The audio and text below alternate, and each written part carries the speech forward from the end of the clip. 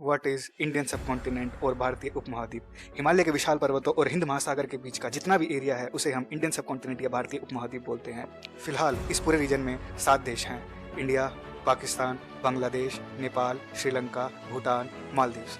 तो क्या हो अगर ये सारे देश मिलकर रातों रात एक नया देश बना ले जिसका नाम ग्रेटर इंडिया या फिर महान भारत हो। आप सब ने ये कभी ना कभी जरूर सोचा होगा।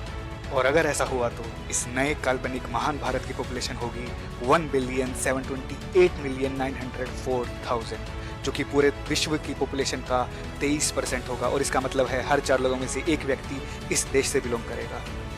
North America, south America, the Caribbean and Europe की पॉपुलेशन जोड़कर भी इस देश की पॉपुलेशन ज़्यादा होगी। इतना ही नहीं, पूरे अफ्रीकन कॉन्टिनेंट के बराबर होगी इस नए देश की पॉपुलेशन, और जो कि टाइम के साथ बढ़ती रहेगी। और अगर ऐसा हुआ तो पूरे देश में 3 सबसे मेन सिटीज़ होंगी: दिल्ली, कराची और मुंबई। और इतना ही नहीं, यूएस के न्यूयॉर्क शहर से ज़्यादा पॉपुलेशन होगी इन तीनों शहरों की। देश के मेन 10 बड़े शहर होंगे जिनमें से 7 होंगे भारत में, जबकि 2 होंगे पाकिस्तान में और केवल 1 होगा बांग्लादेश में। तो इसका मतलब है इंडिया ही सेंटर पावर होगा इस नए महान भारत और इंडियन सबकॉन्टिनेंट की। चलो अब इन देशों की बाउंड्रीज को हटाकर कुछ यहाँ के लोगों के बारे में बात की जाए। अकेले भारत के अंदर 2000 डिफरेंट और यूनिक एथनिक ग्रुप्स हैं और 22 मुख्य भाषाएं हैं। और पूरे विश्व में इतनी ज़्यादा एथनिसिटी, कल्चर एंड लैंग्वेज में डाइवर्सिटी सिर्फ अफ्रीका कॉन्टिनेंट में पाई जाती है। लेकिन भारतवर्ष के ज़्यादातर एथनिक ग्रुप्स 2 मेजर फैमिलीज में डिवाइड हैं। The first one is Indo Aryans, जो कि नए हाइपोथेटिकल इंडिया में 73% होंगे, and second one is Dravidians, जो कि 90% होंगे, एंड 8% अदर्स डिफरेंट छोटी छोटी ग्रुप्स।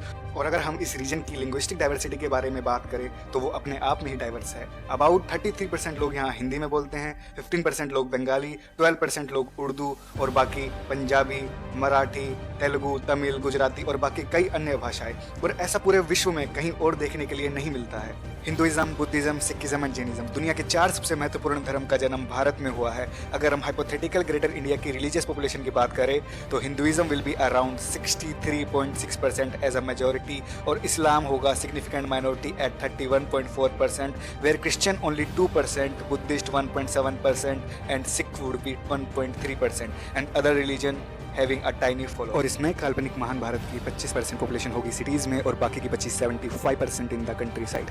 एक नए बने हुए देश की सबसे पहली और सबसे बड़ी प्रॉब्लम होती है उसकी इकोनॉमी। सो अगर हम हाइपोथेटिकल ग्रेटर इंडिया की बात करें so it's nominal GDP would be 3.4 trillion US dollars, जो कि पूरी वर्ल्ड में 5वीं सबसे बड़ी इकोनॉमी होगी। नाउ वेट, आप में से कुछ लोग पक्का ये सोचेंगे कि ये रैंक तो इंडिया की अभी भी है। So what is the benefit of this greater India? The only benefit जो हमें मिलेगा वो है हमारी मिलिट्री पावर और हमारा मिलिट्री बजट। अगर ऐसा हुआ तो ग्रेटर इंडियन आर्मी वर्ल्ड की लार्जेस्ट स्टैंडिंग आर्मी बन जाएगी, around 4.7 million standing soldiers, and the military budget would be 83.88 billion dollars, जो कि वर्ल्ड का 3rd मोस्ट एक्सपेंसिव बजट होगा फॉर मिलिट्री। लेकिन दादा, ये सौदा फायदे का नहीं, घाटे का है। The average age of all Indian subcontinent region is 28.8 years, जो कि बहुत यंग है बाकी और डेवलप्ड कंट्रीज की तुलना में। और इस रीजन की सबसे बड़ी प्रॉब्लम है अनएम्प्लॉयमेंट, जो कि हर नई कंट्री की सबसे बड़ी प्रॉब्लम होती है, जिसकी वजह से वो देश ग्रो नहीं कर पाता। The GDP per capita would be low as per global level. The corruption rate of all this 7 countries is very high. और हम पाकिस्तान के आतंकवादियों को कैसे भूल सकते हैं, वो तो है ही इस देश को बर्बाद करने के लिए। तो इससे यही पता लगता है कि ऐसा होना is not possible. So at last, what is the conclusion? Conclusion यही है कि हमारा भारत देश तरक्की कर रहा है और आगे भी करेगा, and in the coming 20 years India पूरे वर्ल्ड की सुपर पावर होगा in the field of medical, defence, science and technology. So thank you guys, ये मेरी पहली वीडियो है। होप आप लोगों को इससे कुछ नॉलेज मिली होगी। अगर आपके मन में भी कोई सवाल हो तो write down in the comment, and please share the shorts of knowledge with your friends and family by subscribing and sharing knowledge short. जय हिंद, जय भारत।